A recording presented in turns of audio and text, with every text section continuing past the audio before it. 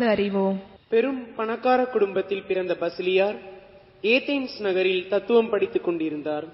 அப்போது அவருடைய எண்ணமெல்லாம் எல்லாவற்றையும் கட்டி தெரிந்து மிகச்சிறந்த அறிவாளியாகவும் பேச்சாளராகவும் வேண்டும் என்பதாகவே இருந்தது. அதற்காக அவர் கடுமையாக உழைத்தார். அத்தகைய தருணத்தில் அவருடைய சகோதரி மக்ரினா அவரிடம் உலக ஞானத்தை அறிந்து கொள்வதை விடவும் கடவுளுக்கு பணி செய்வது மேலானது என்று எடுத்துக் கூறினார். இதனால் மனமாற்றமடைந்த பசிலியார் தன்னுடைய உடைமைகளை எல்லாம் விற்று ஏழைகளுக்கு கொடுத்துவிட்டு இறைப்பணி செய்ய தொடங்கினார். தூய பசிலியார் கிபி 329 ஆண்டு செசாரியாவில் பிறந்தவர். இவருடைய குடும்பமே தூயவர்களின் குடும்பம் என்று சொன்னால் அது மிகையாகாது.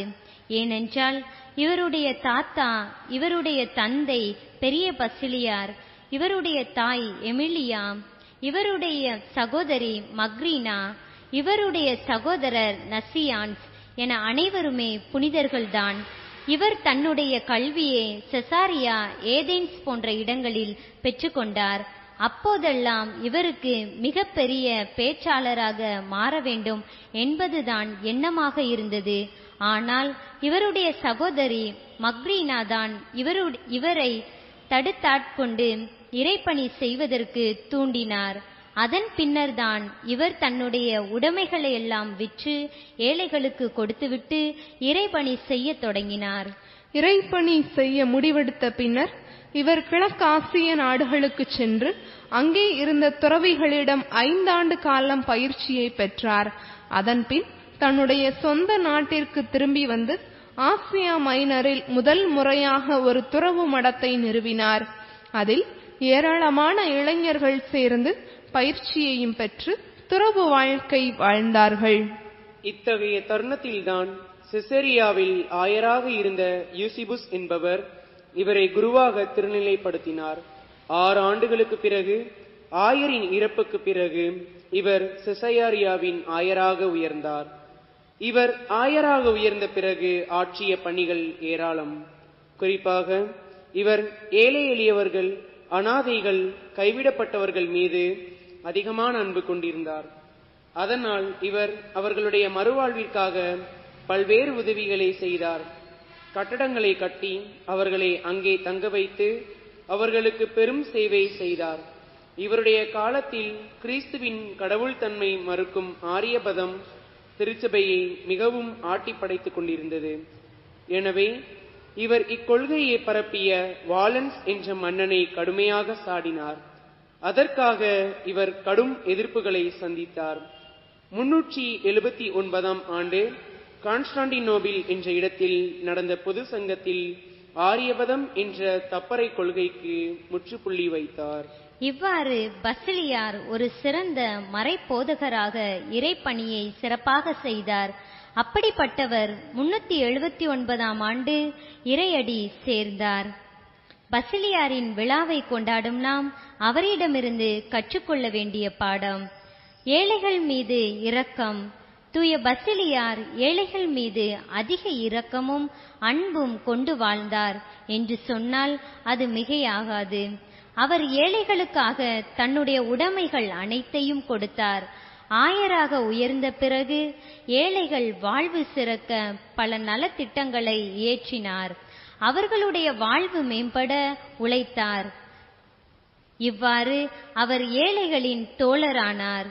புனித பசிலியார் அடிக்கடி சொல்லக்கூடிய வசனம்: உன் வீட்டில் உனது தேவைக்கு மேல் எஞ்சியிருக்கும் உணவுப் பொருட்கள் ஏழைகளுக்கு உரியவை.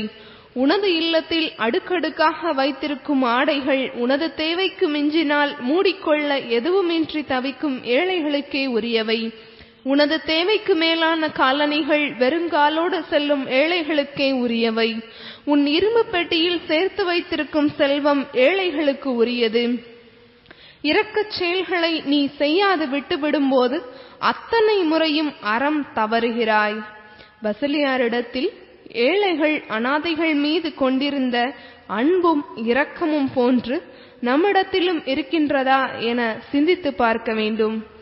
பல நேரங்களில் நாம் ஏழைகள், அனாதைகளை வெறுத்து ஒதுக்குகின்றோம். அவர்கள் கடவுளால் சபிக்கப்பட்டவர்கள் என்று புறக்கணிக்கின்றோம். ஆனால் ஆண்டவர் இயேசுவின் அன்பு ஏழைகள் மீதுதான் அதிகமாக இருந்தது என்பதை மறந்துவிடக் கூடாது. மேலும் ஏழை எளியவருக்கு செய்கின்ற உதவி, சேவை இறைவனுக்கே செய்கின்ற உதவியாகும் என்பதை மத்தேயு நற்செய்தி அதிகாரம் 21 இறை வார்த்தை 40 நமக்கு எடுத்து கூறுகின்றது. ஆகவே நாம் ஏழை எளியவருக்கு உதவி செய்யும் நல்ல மனப்பான்மையை கற்றுக்கொள்வோம். 1928 ஆண்டு பிரான்ஸ் நாட்டில் பிறந்தவர் பிரான்சிஸ் லாபோர்த் என்பவர். இவருக்கு சிறுவயது முதலே ஏழை எளியவர் மீது தனிப்பட்ட அன்பும் கரிசனையும் இருந்தது. வளர வளர அது மேலும் அதிகரித்தது. ஒரு கட்டத்தில் இவர் குருவாக மாறி ஏழை மக்கள் அதிகமாக வாழும் இந்தியாவில் சென்று பணி செய்யலாம் என தீர்மானித்தார். அதன்படியே இவர் கல்கத்தாவிற்கு அருகே இருக்கும் பில்கானா என்ற சேரி பகுதிக்கு சென்று அங்கே இருந்த ஏழை எளிய மக்கள் மத்தியில் பணி செய்தார். குறிப்பாக இவர் அம்மக்களுடைய சமூக பொருளாதார வாழ்வு மேம்பட உழைத்தார். கல்வி நிறுவனங்களை தொடங்கி அவர்களுக்கு கல்வி அறிவு புகட்டினார். எல்லா மக்களுக்கும் வேலை வாய்ப்பு கிடைக்கக்கூடிய சூழலை உருவாக்கி தந்தார். இவ்வாறு பிரான்சிஸ் லாபோர்த் என்ற அந்த பிரான்ஸ் நாட்டு குருவானவர் பில்கானா மக்களின் ஒளிவிளக்காக விளங்கினார். அவருடைய வாழ்க்கை வரலாற்றை டொமினிக் லாபிரே என்பவர் சிட்டி ஆஃப் ஜாய் என்று புத்தகமாக படைத்தார். ஆகவே நாம் ஒவ்வொருவரும் நம்மோடு வாழும் ஏழை எளியவருக்கு உதவிகள் செய்ய வேண்டும், அவர்களுடைய வாழ்வில் மாற்றத்தை கொண்டு வர வேண்டும் என்பதைத்தான் பிரான்சிஸ் லாபோர்த் என்பவருடைய வாழ்வும் இன்று நாம் விழா கொண்டாடும் பசிலியாரின் வாழ்வும் நமக்கு எடுத்து கூறுகின்றது. தப்பறை கொள்கைகளுக்கு சம்பட்டி. தூய பசிலியாரை தப்பறை கொள்கைகளுக்கு சம்பட்டியானவர் என்று சொன்னால் அது மிகையாகாது. இவர் வாழ்ந்த காலத்தில் இயேசு மனிதர்தானே ஒழிய கடவுள் அல்ல என்ற தப்பறை கொள்கையானது அதிகமாக பரவிக்கொண்டிருந்தது. இவர் அதை மிகவும் துணிச்சலாக எதிர்த்தார். இக்கொள்கையை பரப்பிக் கொண்டிருந்த வாலன்ஸ் என்ற மன்னனை கடுமையாக சாடினார். இறுதியாக கிபி 379 ஆண்டு கான்ஸ்டாண்டினோபிள் என்ற இடத்தில் நடந்த பொது சங்கத்தில் இக்கொள்கைக்கு முற்றுப்புள்ளி வைத்தார். ஆகவே தூய பசிலியார் ஆயராக இருந்த ஏழை எளியவருக்கு உதவுவதோடு மட்டுமல்லாமல் திருச்சபையின் காவலராகவும் சிறப்பாக செயல்பட்டார். தூய பசிலியாரின் விழாவை கொண்டாடும் நாம் திருச்சபையை கிறிஸ்துவின் போதனை கட்டி காப்பது நமது கடமையாகும்.